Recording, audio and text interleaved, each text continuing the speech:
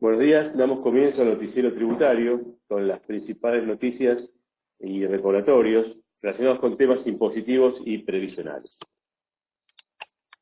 El primer punto tiene que ver con un comunicado de AFIP relacionado con el manifiesto marítimo digital. La AFIP, a través de la Dirección General de Aduanas, digitalizó el manifiesto de carga de importación, conocido como MANISIN, documento que se presentaba en los puertos y la función que tenía era informar la carga de los buques.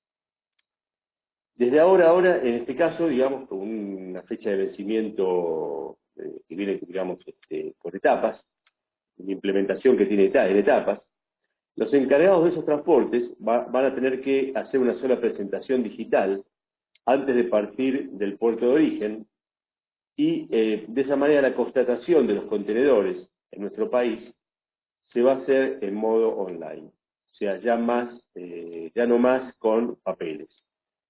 Para realizar el trámite, el agente de transporte aduanero, que representa a la compañía que es dueña del buque, debe ingresar al sistema informático Malvina con clave de fiscal nivel 4. El programa de presentación se divide en 4 etapas, iniciándose la primera de ellas el 20 de agosto. De esta manera, se va a reducir a la mitad la cantidad de campos a cargar. La constatación de los contenedores en nuestro país se va a hacer en forma online y la simplificación de este trámite será trabajada con el conjunto de actores que trabajan en esta actividad. Bueno, sin duda, todo lo que sea simplificar, digamos, las cuestiones de trámites administrativos son bien recibidos. El segundo punto tiene que ver con el domicilio fiscal electrónico, una nueva resolución relacionada con este tema, que es la 4280, introdujo algunas modificaciones.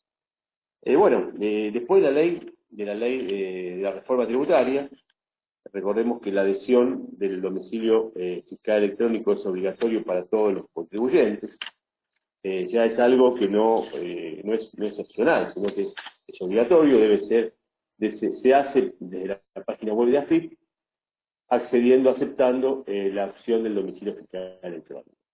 En este momento, lo que pide la AFIP es el correo electrónico y un número de teléfono, y ahí, en ese domicilio fiscal, se va a recibir todo tipo de citación, requerimientos, liquidaciones, intimaciones, emplazamientos, avisos, anuncios, comunicados, etcétera, emitidos por la Administración Federal de Ingresos Públicos. El tema de las notificaciones ahora fue modificado. Recordemos que antes eran los días martes y viernes. Ahora la notificación se aplica, digamos, o por lo menos empieza a tener, digamos, vigencia desde el día en que el contribuyente, responsable o la persona que está autorizada, abre el documento digital que contiene la comunicación o notificación mediante el servicio domicilio fiscal electrónico.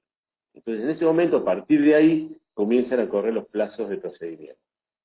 Por otro lado, si esa persona no lo abre, digamos, se establece que la vigencia, empiezan a correr los plazos, a las 0 horas del día lunes inmediato posterior a la fecha en que las comunicaciones o notificaciones se encontraban disponibles.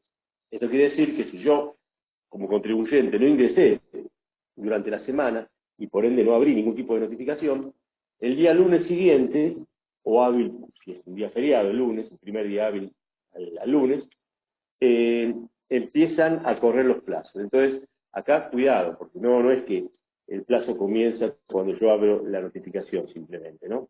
Corre a partir de ahí, pero si yo no la abrí en toda la semana, empieza a correr a partir de las 0 horas del día lunes próximo a la semana en que se recibió esa comunicación. Entonces, cuidado con ese tema, habría que buscar una forma, entonces, con un mecanismo de control de todos los días viernes, por ejemplo, o lunes, abrir el domicilio fiscal electrónico, la ventanilla, para ver si hay algún tipo de notificación, hacer esto una tarea, digamos, entonces, habitual para evitar caer en incumplimientos, ¿no? Porque los plazos de procedimiento ya comienzan a correr, digamos, ¿no?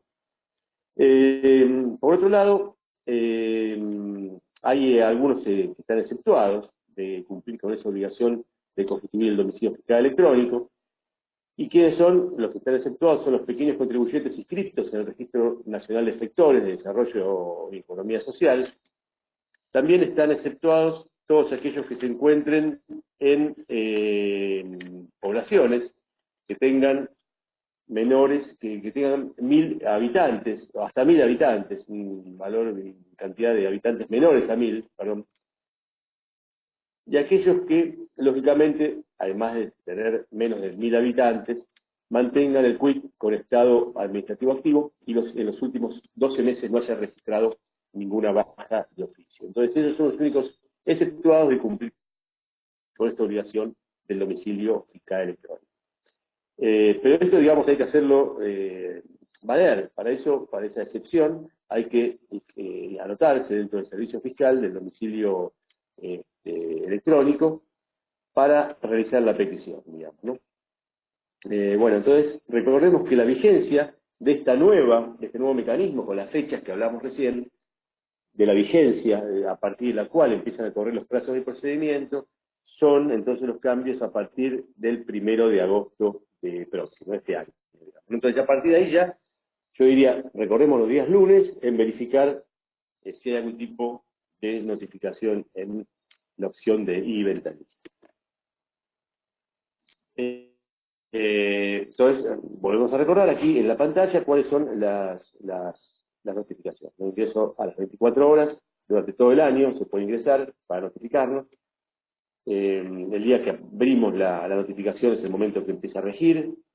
Y si no, las 0 horas del día lunes inmediato, posterior o hábil siguiente en que se encontraba disponible la notificación o la comunicación. Muy bien. Vamos ahora a un nuevo tema que tiene que ver con el régimen simplificado de ingresos brutos de la Ciudad Autónoma de Buenos Aires, con una posibilidad de reingreso a este régimen para aquellos que hayan sido expulsados o se hayan excluido del mismo. Esto fue reglamentado a través de la resolución 206 de la JIP. Bueno, lo que establece esta norma es que aquellos que fueron excluidos durante el año pasado, ya sea por autoexclusión o por exclusión de oficio, al haber superado el límite de ingresos que permitía el régimen simplificado, ahora van a tener la posibilidad de reingresar al mismo hasta el día 30 de septiembre de este año. Es una única opción que van a tener para volver a este mecanismo de pago simplificado. Recordemos que el régimen simplificado es optativo, no es obligatorio, es para liquidar ingresos brutos de la Ciudad Autónoma de Buenos Aires, pudiendo liquidar por este método o por el régimen general. Después que tiene recategorizaciones a efectos de encuadrar en la categoría que corresponde abonar el impuesto. Los trámites se hacen desde la página web de la JIP, y los inscritos en el régimen simplificado no pueden ser objeto de retenciones o percepciones de ingresos brutos al acreditar la condición de la constancia de inscripción. Siempre y cuando, lógico, no cuenten con incumplimientos, porque ahí sí pierden ese paraguas, digamos, de evitar tipos de retenciones y percepciones, o las acreditaciones bancarias. Entonces, bueno, pero el presente entonces que hasta el 30 de septiembre se puede reingresar al régimen para aquellos que se hayan autoexcluido o fueran excluidos de oficio por haber superado los montos de facturación anual. Bueno, otro tema importante que ahora está teniendo ya, diría, digamos, vigencia, es el tema del ajuste por inflación. En este caso, hay un fallo reciente de la Corte Suprema, que es Gaetano de Mayo, Sociedad Anónima, con Poder Ejecutivo Nacional, Ministerio de Economía específicamente, sobre acción declarativa de constitucionalidad.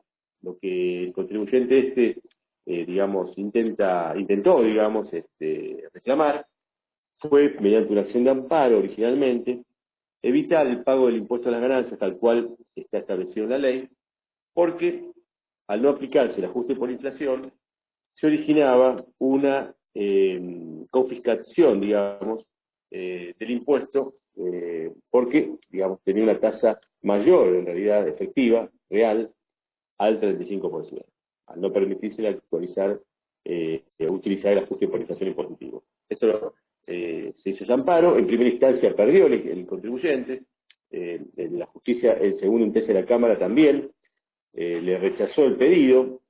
Sin embargo, el contribuyente continuó con el reclamo y ahora, finalmente, la Corte le da la razón y revierte los dos fallos de las instancias anteriores. Entonces, tengamos presente que el tema del ajuste por inflación ya entonces en la justicia, en la Corte, sumado a otros fallos que hubo, ya está tomando la posición de aceptar el ajuste por inflación.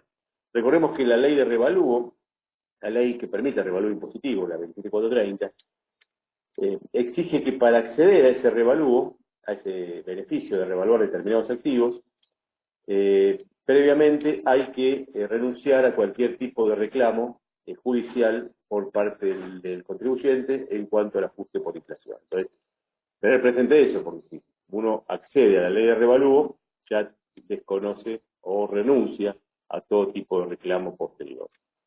Por otro lado, y rápidamente, ya que estamos hablando del ajuste por inflación, recordamos dos cosas que demuestran que este tema ya se está poniendo en el escritorio, digamos, de las empresas y además, incluso del fisco, que ya debería empezar a trabajar sobre este tema, es la obligación que tiene el Poder Ejecutivo, el 15 de septiembre, de mandar al Congreso un proyecto de ley para que se creen las unidades de valor tributario, que son unidades que van a permitir actualizar todos los rubros y mínimos y escalas que funcionan en cada uno de los impuestos, para que tenga una actualización homogénea y con un indicador determinado.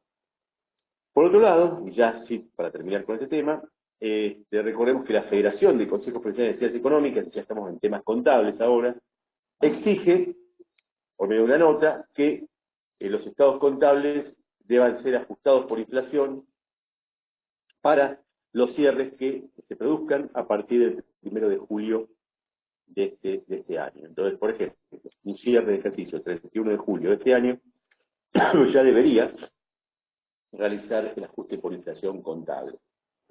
Por un lado, ¿quiénes están obligados ya? Son las empresas que utilizan las normas NIF, están obligadas a las normas contables internacionales, y los que todavía no están obligados son todos los demás contribuyentes, digamos, entes o entidades o empresas que no aplican esas normas de evaluación, de normas digamos, de contabilidad, en donde van a tener un plazo hasta septiembre para poder, para los cierres de septiembre, para poder, en este plazo, digamos, puedan salir todas las normas que determinen cómo hacer el ajuste por inflación, cuál va a ser el índice, y que además los distintos organismos de control ya se metan en ese tema, digamos, ¿no? Porque hay que sacar todas las resoluciones que establezcan, que reglamenten esta cuestión. Entonces, en síntesis, para todos los que no son NIF, esto está postergado hasta septiembre, hasta los cierres de septiembre, habrá que ver en este plazo cómo se reglamenta todo, pero ya diría que esto es un tema que ya se está instalando, digamos. Ahora, rápidamente vamos a tomar un tema que no es algo que haya salido ahora, pero que muchas veces nos preguntamos, que tiene que ver con un recordatorio. ¿Cuándo debemos emitir la factura? Lógicamente todos la queremos emitir rápido, para poder cobrarla rápido, pero para eso tenemos que ver la resolución 1415, ya la vieja resolución 1415, que establece los momentos en que deben emitirse los comprobantes. Recordamos que antes las facturas debía emitirse en forma concomitante con el hecho que generaba la entrega del bien. Por ejemplo, si un bien se entregaba, en ese momento debía entregarse la factura. En cambio, ya desde hace un par de años, a partir de la resolución 2098 de la FIP, la factura se puede confeccionar hasta el último día del mes en que se generó el hecho imponible. O sea, si hoy yo entrego un bien, podría trasladar el bien con un remito, estoy obligado a hacerlo, un remito R, pero la factura la podría confeccionar, en este caso hoy es 31, digamos, o mañana primero, depende, digamos, el día en que estoy generando la entrega, tengo hasta el último día de ese mes para emitir el comprobante. Lo lo podría emitir de forma semanal, no me puedo pasar del último día. También en esa norma se establece cuándo se tiene que emitir la factura en el caso de la locación y prestación de servicios. Es el día, por ejemplo, en que concluye la prestación o ejecución, o el momento en que se perciba total o parcialmente el precio, digamos, ¿no? Y ahí va determinando, entonces, en qué momento, esa resolución 1415, en qué momento debe emitirse el comprobante. Por ejemplo, en el caso de los servicios continuos, es el último día de cada mes de servicio continuo que se presta. Y así se va qué plazo para emitir el comprobante. Una vez que se emite, hay 10 días para efectuar la entrega de la factura. Entonces, emitido el comprobante, tenemos 10 días para entregárselo a nuestro cliente.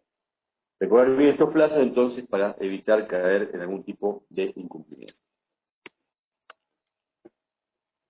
Vamos ahora a otro punto, que tiene que ver con algo que salió en estos días, el decreto 702, relacionado con el salario familiar.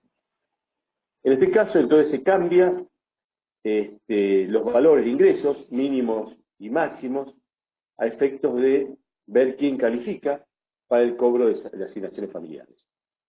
Por un lado, se toma la base mínima imponible previsional, que es 8.216, a partir del cual uno queda habilitado a cobrar el salario familiar, y el máximo se establece en 83.917. Ese es el máximo de ingresos, entonces, mensual para quedar habilitado para cobrar salario familiar. Asignación por hijo, digamos, en este caso, ¿no? Pero además se establece que cada integrante del grupo familiar no debe superar de ingreso el importe de 41.959 pesos. Entonces, todos estos límites son los que van a regir a partir del mes de septiembre para el salario que se cobre desde esa fecha. Acá hay una disminución, el máximo antes estaba en otro monto, digamos que un monto superior a este, y el máximo también de cada integrante era mayor. Antes era el máximo 94.786 del grupo familiar de ingresos para habilitar el cobro del salario, y el salario máximo de cada integrante era 47.393. Lo que se hizo ahora es reducir esos montos máximos, porque la idea es, digamos, relacionarlos con la cuestión previsional, ¿no? El ajuste previsional en cuanto a las bases imponibles. Pero también, además de esto que trae, digamos, un movimiento, porque hay algunos que dejan de cobrar con este tipo de esta fijación, este establecimiento de determinados montos, a partir de septiembre, también se eliminan beneficios diferenciales que existían en provincias de la Patagonia y del norte del país, en donde había determinadas zonas que tenían un valor distinto, diferente, digamos, para el caso de la asignación por hijo. A partir de septiembre ya entonces se uniforma todo, con el valor general de hijo que estaba establecido anteriormente, en 1.578 pesos, o sea, el valor general. El tema es, bueno, ver, digamos, no está mal que quizás, digamos que podría aceptarse que se trate de uniformar todos los beneficios para todo el mundo. El problema es que había un cierto derecho adquirido en cuanto a un valor de hijo o salario familiar que se cobraba. Hasta dónde es, entre comillas, legal reducir ese beneficio a futuro, digamos, ¿cierto? Recordemos que si hubiera querido igualar, lo más lógico hubiera sido incrementar el valor mínimo a los valores diferenciales para igualarlos a todos en ese monto, y no reducir todos al valor general. Es un tema que incluso puede tener algún tipo de reclamo, porque bueno, no sé hasta dónde es un derecho adquirido, es el cobro de la asignación familiar. Otro tema que salió, y también bastante conflictivo, tiene que ver con una resolución que es la 4.286, relacionada con la modificación de la deducción por hijo para el impuesto a las ganancias. Recordemos que la ley de impuesto a las ganancias establece que siempre, como condición, va a poder deducir al familiar, al hijo, digamos, el familiar más cercano. Esa distancia entre padres es la misma con respecto al hijo. Entonces, no modificar esta ley, que sigue vigente, que no se modificó, de esa manera, entonces, ambos padres podrían deducir a los hijos. Lo que pasa es que esta resolución lo que hace es tratar de redactar o el beneficio, modificar el beneficio en función de la modificación que tuvo el nuevo Código Civil y Comercial de la Nación. Pero el problema es que ahora, a partir de esta interpretación, la AFIP dice que la deducción la va a poder hacer únicamente el progenitor que tenga a cargo, digamos, a la carga de familia, en un 50% de deducción cada uno de los padres, si ambos trabajan y obtienen rentas grabadas, cosa que antes era el 100%. Entonces, cada padre va a poder deducir el 50% de su hijo, sea menor de 18 años o mayor incapacitado para trabajar. Además, también, esto va también en la misma, digamos, la misma sintonía que el Código Civil y Comercial, determinando que lo van a poder deducir aquellos que tengan que estén a cargo, digamos, formalmente, digamos, ¿no? de cada uno de los hijos. El tema es que, bueno, lo conflictivo es hasta dónde se puede implementar una modificación sin haber modificado la ley. Yo creo que este tema también, entonces, roza lo inconstitucional, porque no podría una resolución de AFIP modificar la ley de ganancias, independientemente de lo que diga el Código Civil y Comercial, ¿cierto? La vigencia que se pone también para este cambio es el 3 de septiembre, en donde todos los empleadores deberían avisar a sus empleados que deben corregir, es decir, a DIC trabajador, informando entonces quién va a deducir el hijo. La opción también es que lo pueda deducir uno un 100% y el otro no. Esta opción también la da la norma. O el 50% cada uno de los padres. En lugar de lo que venían haciendo hasta ahora, de deducirlo un 100% cada uno de ellos, conforme a lo que establece la ley. Lógicamente, esta corrección, al ser un impuesto de liquidación anual, va a traer va a corregir el tema en forma retroactiva desde el 1 de enero del 2018. Entonces, esta modificación va a traer seguramente una mayor retención del impuesto a las ganancias en el momento de realizarse la corrección. Supongamos que alguien descontaba el 100% del hijo y ahora, con esta interpretación nueva, pueda descontar el 50%. Entonces se lo va a tener que informar en CINADI y el ajuste se va a hacer retroactivo desde enero de este año, lo que va a producir entonces una mayor retención del impuesto a las ganancias. También se deberá corregir si alguien opta, en un matrimonio que ambos trabajan, optan en deducirlo uno solo, el 100% del hijo, del monto de la deducción, y el otro no. En ese caso, el otro ya va a corregir y no va, entonces, y va a tener que pagar el impuesto en septiembre por esa corrección que surja, digamos, de la corrección del acumulado. Recordemos que todos los ajustes que se hagan y que den un impuesto, una retención nueva para corregir el acumulado, esa nueva retención nunca va a poder superar al 35% del importe que se retiene por ese mes. Ese es un límite de retención. Entonces, todas estas cuestiones entonces tendrá que comunicarse a todos los empleados con tiempo, esto diría ya en agosto, para que ellos en septiembre realicen la modificación que corresponda en función de la deducción que venían haciendo por los hijos. Bueno, estos son todos los temas que hoy tratamos, el noticiero tributario. Nos volvemos a encontrar la semana que viene. Buenos días.